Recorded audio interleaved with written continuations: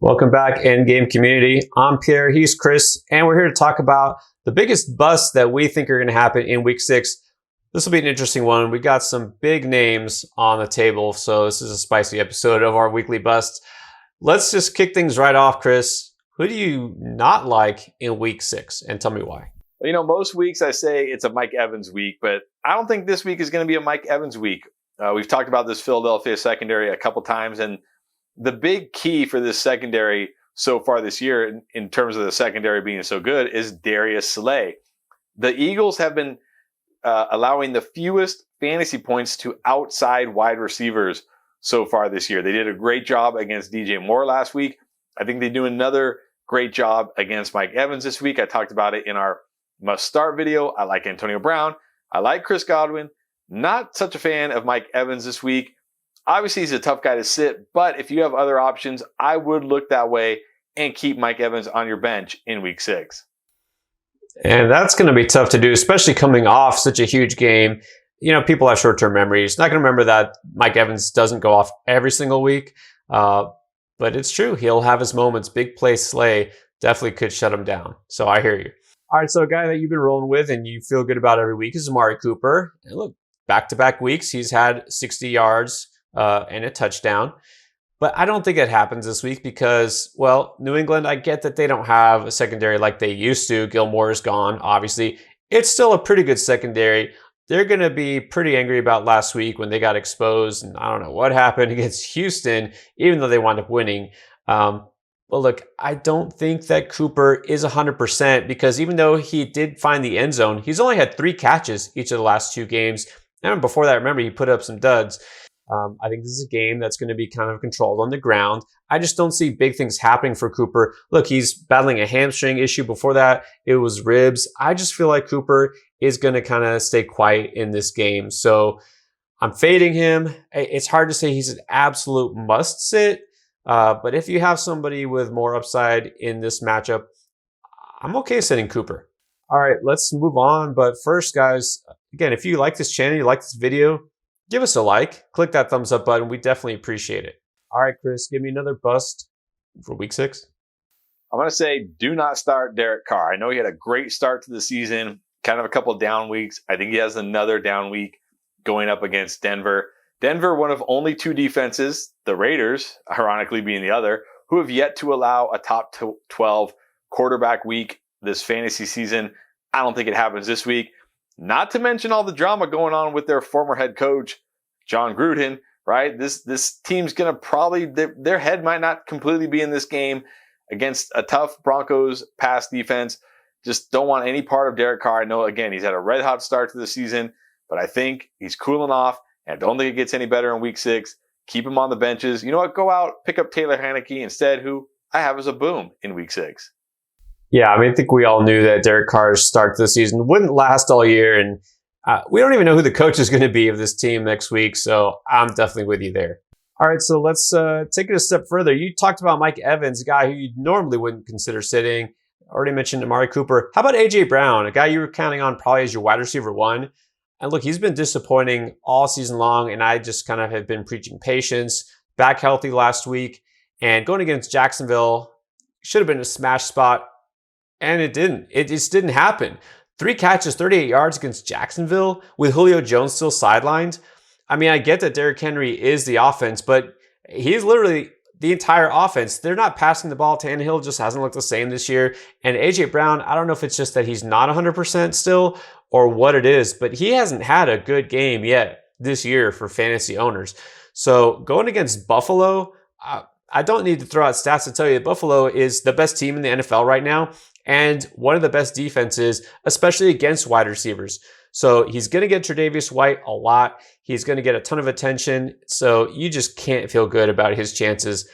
I just bench A.J. Brown until I see a change in that offense, but definitely this week just based on the matchup. All right, before we get to the rest of our busts, let me also remind you that you can support us if you like what we do on this channel. Maybe you're already a subscriber and you appreciate this content. Consider supporting us by becoming a patron. All the information is down below in the description, and you can get all sorts of perks besides the fact that on Sunday morning, we do a start sit show just for our supporters. That's our way of thanking you and giving you personalized advice to help you win, because that is our end game. All right, Chris, let's move on with the busts. Who you got next? I'm going to say Dalton Schultz is going to bust. You talked about Amari Cooper. Look, I know Dalton Schultz has been great. I know if you picked him up off waivers, he's been a godsend for your fantasy team at a position where there's really not a lot of good options. But he's going up against New England. New England historically very, very tough on tight ends. And I just don't think, like you said, I don't think this is a game where Dak's going to have to throw a lot. I mean, he hasn't really had to throw in a lot since week 1. I think that continues this week. I just don't think it's going to be a game where Dalton Schultz is going to find the end zone, get his normal target share. I mean, if you got him, you still have to start him. Just temper expectations a little bit. I think this will be a down week for Dalton Schultz. Still like him a lot going forward rest of the season. But I think in week 6, he's going to come back down to earth just a little bit in a tough matchup and in a game where they probably aren't going to have to throw the ball very much at all. Yeah, I'm just feeling a really low point total for that game and agree. I mean, Schultz can't keep going off every week, can he? All right, so let's go to the running back here. James Conner has been pretty solid the last few weeks, but it's mainly because he's finding the end zone, and it's easy to do that when you keep getting carries in the red zone and especially the money zone, which is inside the 10-yard line. I mean, when you're part of an offense like the Cardinals, it's going to happen, but it can't keep happening every single week. And you know what? James Conner is a guy who can easily get stripped out if they don't find themselves right there inside the 10 and he doesn't plow in for a touchdown. He's not giving you a whole lot, right? Even with the fact that he scored 5 touchdowns the last 3 games, he still on the season is the RB28 in PPR leagues. I mean, that's a very low floor. And going against Cleveland, look, I get Cleveland has given up points in bunches, especially last week, but it hasn't been so much on the ground as it is through the air. So I still think that Connor's a guy that's a little too risky to start unless you know it's going to be pretty favorable game script. I just don't love these touchdown-dependent running backs if you're in a PPR league. All right, one more bust. Who you got? I'm ready. Bring on the hate. Bring on the flames. Bring on the comments. Look, I'm going to say Derrick Henry. I'm not saying bench Derrick Henry. I'm not saying Derrick Henry is going to be a total bust. Derrick Henry can always score a touchdown. But I want to remind you of week 1 when Derrick Henry only had 10 fantasy points. Why? Because Tennessee got rolled by Arizona and he was completely game scripted out of that game. Since then, they've had 4 very good matchups where they've either been way in front or in close competitive games.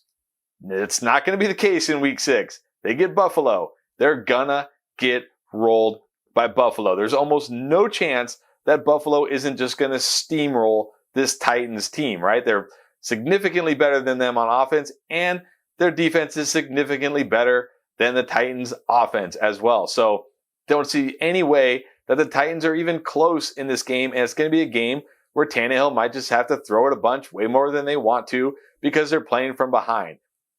Again, I still think Henry has a nice floor, 10, 11, 12 points, maybe even 15 points if he finds the end zone. But that's not really what you want from Derrick Henry. And most people with Derrick Henry would consider that a bust. So I'm not saying Derrick Henry is going to do nothing and get 0 points because he's just too good for that. But for Derrick Henry standards, he's going to bust in week 6. I had one more player left, but you just called Derrick Henry the number 1 player in fantasy, half man, half amazing. The invulnerable machine. You just called him a bust. I can't top that, so I think I'm done. But no. All right. Let me just go with one more guy, and I'll just say Mecole Hardman. Like you haven't been starting him, but maybe you'll be tempted to this week because he was the leading target somehow for the Chiefs, and that's because a really good game plan by the Buffalo Bills, who we just mentioned. They completely took away Tyreek Hill. They kind of limited Kelsey. Right, those big plays were taken away. So dumping it off to Hardman here and there. Look, it's not going to happen again. I hate to say, but Washington's defense isn't that clever. I don't think their issue is really the talent or the secondary. I think it might be the coordinator in Jack Del Rio. Just hasn't quite, gotten hip to the modern game. So I just don't think that they're going to be able to take away guys like Tyreek Hill and Mecole Hardman's one good game of the year. It's not going to repeat itself. So don't get too cute and put him in your lineup. All right, those are our busts for week 6. Agree, disagree? Let us know. Leave us a comment. And of course, you can join us all season long. We have a Discord channel. for anybody who wants to join. Check out information in the description below. All right, guys, good luck in week 6.